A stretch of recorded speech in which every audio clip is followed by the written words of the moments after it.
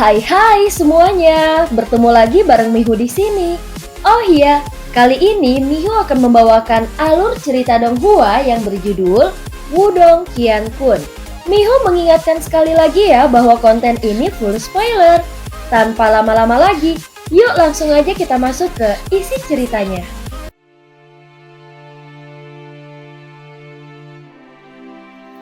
Melanjutkan dari kisah sebelumnya. Di bawah pimpinan Kile dan kepala aula lainnya, para murid dari Sekte Dao berhenti di sisi barat kota Iblis Unik. Setelah bepergian selama beberapa hari, Lindong awalnya ingin diam-diam berlatih untuk sementara waktu. Namun Ying Huan terus-menerus datang dan mengajaknya untuk mengikutinya. Saat mereka hendak pergi, mereka bertemu Ying Xiaoxiao dan Wang Yan. Mata Ying Huan dengan hati-hati menghindari mata Ying Xiaoxiao ketika mereka bertemu.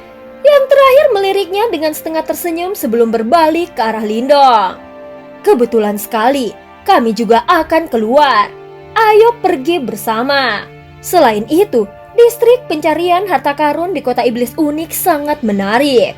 Aku yakin saudara junior Lindong akan sangat tertarik. Ucap Ying Xiaoxiao. Distrik pencari harta karun? Ucap Lindong terkejut. Kota Iblis Unik berada di dekat wilayah Iblis Unik. Dan seringkali banyak pemburu harta karun memasuki wilayah Iblis Unik. Mereka akan menemukan cukup banyak harta. Namun sebagian besar harta ini sudah rusak. Mereka juga memiliki beberapa benda kuno yang tidak dapat dikenali oleh siapapun. Jika seseorang memiliki wawasan yang luar biasa, dia mungkin dapat menemukan beberapa permata di antara benda-benda ini dan mendapatkan hadiah yang besar. Ucap Ying Xiaoxiao menjelaskan. Aku mendengar bahwa pernah ada seseorang yang menemukan harta Yuan murni di distrik pencarian harta karun itu. Ucap Ying Xiaoxiao lagi. Harta Yuan murni? Ucap Lindong sedikit terkejut. Setelah beberapa saat mereka berempat akhirnya menuju ke distrik pencarian harta karun. Distrik pencarian harta karun terletak di utara kota Iblis Unik dan merupakan salah satu distrik paling ramai di wilayah Iblis Unik. Ketika kelompok Lindong memasuki distrik pencarian harta karun itu, terdengar berbagai suara keras dari daerah itu. Terlihat beberapa individu yang tampaknya pemilik kios duduk di dalamnya. Beberapa hal unik dan aneh diletakkan di depan mereka dan menarik perhatian orang lain. Ada cukup banyak murid sekte super di sini. Ucap Wang Yan tiba-tiba berkata dengan suara yang samar. Mata Lindong mengamati sekelilingnya. Dan dia memang menemukan cukup banyak manusia yang mengenakan lencana sekte di dada mereka. Sementara Lindong memperhatikan kedua sisi jalan, dia samar-samar merasakan keributan di depannya. Dia mengangkat kepalanya dan melihat ada sekelompok orang berkerumun di depannya. Samar-samar suara jernih dan marah seorang wanita muda bisa terdengar. Lindong, Ying Xiaoxiao dan Wang Yan terkejut sesaat ketika mereka mendengar suara ini. Mata mereka melihat ke samping mereka, hanya untuk menemukan bahwa Ying Huan tidak lagi di sisi mereka. Segera mereka sedikit mengerinyit dan mempercepat langkah mereka saat mereka berjalan menuju kerumunan yang berkumpul. Ketika trio Lindong memasuki kerumunan, mereka secara kebetulan melihat seorang wanita muda dengan ekspresi marah di wajahnya. Di depannya ada 3 pemuda dengan senyum nakal di wajah mereka. Mereka memegang jepit rambut hijau giok. Sementara itu fluktuasi energi yang kuat dipancarkan secara samar-samar darinya. Itu jelas merupakan harta karun jiwa yang cukup layak. Apa yang terjadi? Apa kau menyebabkan masalah lagi? Ucap Ying Xiaoxiao sedikit mengerinyit saat dia memelototi Ying Huan. Tidak kakak, aku jelas yang pertama melihat harta jiwa ini dan bahkan telah menyepakati harga dengan penjual. Namun ketiga bajingan ini tiba-tiba menyela dan menyambar jepit rambut itu. Ucap Ying Huan berbicara dengan sikap seolah-olah dia telah dianiaya. Lindong sedikit mengerinyitkan alisnya. Dia melihat mereka bertiga saat matanya dengan cepat menemukan lencana yang familiar di dada mereka. Matanya segera menyipit. Murid gerbang Yuan. Di sampingnya ekspresi Wang Yan langsung menjadi gelap saat mendengar ini. Dia perlahan maju selangkah. Wang Yan, Ying Xiaoxiao, sebagai dua anggota generasi muda Sekte Dao yang paling terkenal, ekspresi kedua murid gerbang Yuan segera berubah ketika Wang Yan dan Ying Xiaoxiao telah muncul. Setelah itu mereka mengalihkan pandangan mereka ke arah pria di samping mereka, dan senyumannya perlahan surut dari wajahnya. Dari kelihatannya, dia jelas adalah pemimpinnya. Hahaha, Wang Yan, kukira kau telah dikeluarkan dari Sekte Dao. Tidak terduga bahwa kau masih dapat berpartisipasi dalam kompetisi sekte besar. Ucap pria itu sedikit mengerinyit. Orang ini bernama Jiang Tao. Dia bukan individu biasa dan merupakan salah satu dari 8 jenderal jiwa gerbang Yuan. Aku tidak berharap akhirnya bertemu dengannya di sini. Ucap Ying Xiaoxiao dengan lembut memperkenalkannya pada Lindong. Satu lagi dari 8 jenderal jiwa ya? Ucap Lindong, alisnya sedikit terangkat. Kembalikan barang itu dan pergilah. Mata Wang Yan gelap dan serius saat dia perlahan berkata, hahaha, di tempat ini, selama item belum dibayar siapapun bisa membelinya. Siapa kau sampai memintaku mengalah? Mata Jiang Tao menjadi dingin saat dia tertawa dengan cara yang aneh. Karena kau tidak mau, maka kami hanya bisa mengalahkanmu sampai kau melakukannya. Ucap Wang Yan perlahan mencengkram pedang berat di punggungnya saat bibirnya tersenyum. Silahkan kalau kau bisa, ucap Jiang Tao tertawa dingin. Dia mengepalkan tangannya saat sepotong batu giok ditembakkan. Akhirnya itu meledak di udara dan kembang api yang cemerlang berubah menjadi lencana gerbang Yuan. Setelah simbol cahaya itu telah muncul, cukup banyak suara angin yang menderu langsung terbang dari langit. Banyak tokoh yang dengan cepat bergegas menuju tempat ini. Jelas mereka semua adalah murid gerbang Yuan yang telah melihat sinyalnya. Apakah kau pikir aku takut padamu? Ucap Ying Huan jelas juga marah dengan sikap Jiang Tao yang mendominasi. Sebagai tempat paling hidup di dalam daerah iblis unik, jelas ada cukup banyak murid Sekte Dao yang hadir juga. Oleh karena itu, ketika mereka melihat simbol cahaya Sekte Dao di langit, pupil mereka mengeras sebelum mereka segera menyeret sesama murid mereka dan langsung menuju tempat di mana simbol cahaya itu muncul. Setelah anggota dari kedua belah pihak tiba, lingkaran kosong benar-benar terbentuk di area tersebut. Dari kelihatannya, bahkan sebelum kompetisi sekte besar dimulai, dua sekte super dengan dendam yang dalam ini sudah akan bertarung. Namun setelah beberapa saat, sosok kuat yang terbungkus dalam cahaya petir yang terang turun dari langit seperti dewa petir. Akhirnya dia mendarat di depan para murid gerbang Yuan. Hahaha, Wang Yan, pecundang sepertimu benar-benar berani meminta gerbang murid Yuanku untuk mengalah. Kau berhasil melarikan diri dengan hidup terakhir kali. Kali ini, biarkan aku melihat apakah kau masih memiliki keberuntungan seperti itu. Ucap tawa yang sangat arogan dan keras bergemuruh dan bergema di daerah itu setelah sosok kilat muncul. Ekspresi Wang Yan berubah menjadi sangat gelap saat suara ini terdengar. Dia menatap sosok itu dengan mata yang tajam. Raja Guntur kecil Lei Qian, ucap Wang Yan dengan suara yang dalam. Lei Qian, ketika dia mendengar suara menakutkan Wang Yan, pupil Lindong segera mengeras. Oh, sepertinya Sekte Daomu jauh lebih kuat jika dibandingkan waktu sebelumnya. Tidak heran kalian semakin arogan, ucap Lei Qian. Lei Qian, awasi anggota gerbang Yuanmu. Jangan biarkan mereka bertindak seperti hooligan dan mengganggu orang lain dengan cara yang tercela. Ucap Ying Xiaoxiao saat matanya menjadi sedingin es. Aku merasa bahwa murid gerbang Yuan kami berperilaku sangat baik dan tidak perlu mengatur mereka. Namun murid Sekte Daomu harus menjadi orang-orang yang perlu menahan diri dan berhenti bertindak begitu arogan di depan gerbang Yuan kami. Jawab Lei Qian saat sepotong ejekan muncul di sudut mulutnya. Setelah mendengar jawabannya, kemarahan langsung memenuhi mata murid Sekte Dao yang tak terhitung jumlahnya. Hanya karena barang ini, ucap Lei Qian berbalik dan mengambil jepit rambut giok yang berkilau langsung dari tangan Jiang Tao. Bagaimana jika kalian semua dapat merebutnya dari tanganku? Aku tidak hanya akan membayar tagihannya. Aku akan menarik mereka untuk meninggalkan tempat ini, ucap Lei Qian. Rasa dingin yang menyeramkan muncul di mata Wang Yan saat dia menggenggam pedang hitam dengan erat di tangannya. Tepat ketika dia hendak mengambil langkah maju, dia sekali lagi dihentikan oleh sebuah tangan. Dia memiringkan kepalanya dan mengerutkan kening ketika dia melihat pemilik tangan itu. Biarkan aku yang menangani ini, ucap Lindong sambil tersenyum pada Wang Yan. Pada saat ini, Wang Yan dan Ying Huan terkejut. Meskipun mereka tidak mempertanyakan kekuatan Lindong, namun Lei Qian bukanlah individu biasa. Lindong, jangan impulsif. Aku tidak butuh jepit rambut itu, ucap Ying Huan sambil menarik baju milik Lindong. Ucap Ying Huan lagi dengan sedih. Saat Lindong menatap wajah gadis kecil muda yang merasa agak dirugikan, Lindong tersenyum.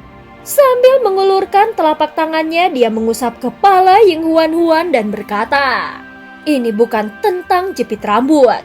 Ada beberapa hal yang tidak bisa dihindari dan tidak bisa dihindari." Saat kata-katanya memudar, dia melihat ke arah Ying Xiaoxiao dan Wang Yan sebelum dengan lembut berkata, "Serahkan padaku." Hati-hati.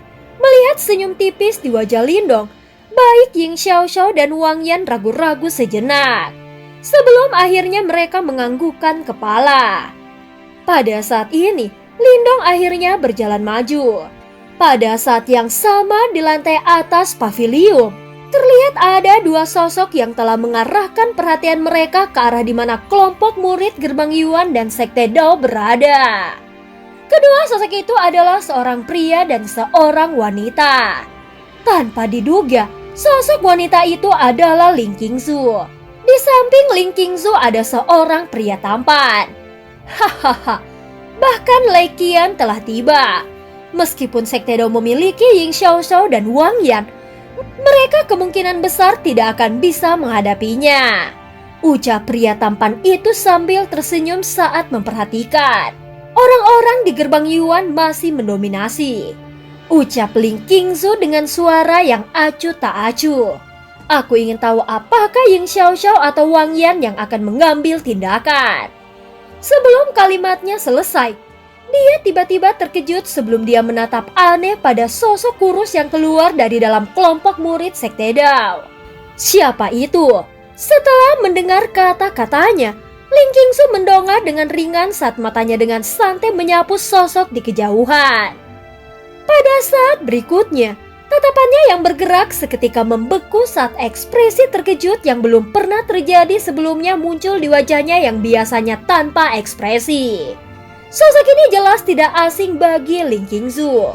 5 tahun yang lalu, di puncak kekaisaran Yan besar yang kecil itu, dialog di antara mereka masih bergema di benaknya sampai hari ini. Pada saat ini pemuda yang telah mengalami metamorfosis sempurna kini muncul kembali di hadapannya.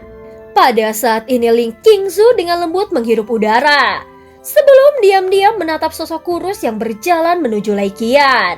Karena kau telah tiba di tempat ini, biarkan aku melihat dengan tepat seberapa jauh kau telah melangkah, gumam Ling Qingzu dengan suara yang dalam.